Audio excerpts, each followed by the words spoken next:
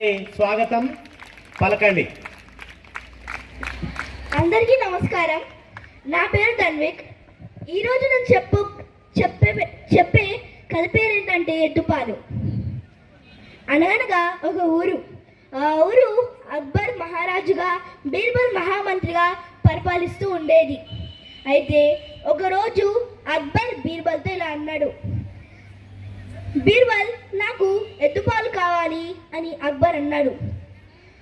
అప్పుడు బీర్బల్ అన్నాడు, అది ఎలా అవుతుంది రాజా, అది అవ్వదు, నేను తేలేను అని బీర్బల్ అనేసరికి అప్పుడు అక్బర్ ఇలా సమాధానం ఇచ్చాడు, నువ్వేం చేసావు నాకు తెలియదు బీర్బల్, నువ్వు అయితే నాకు రేపు పొద్దున కల్లా ఎద్దుపాలు తేవాల్సిందే అని చెప్పి పాలిస్తున్నప్పుడు మరి ఒక పురుషుడు జన్మం ఇవ్వకూడదా అని ఆవిడ అన్నప్పుడు అక్బర్ బీర్బల్కి ఇచ్చినప్పుడు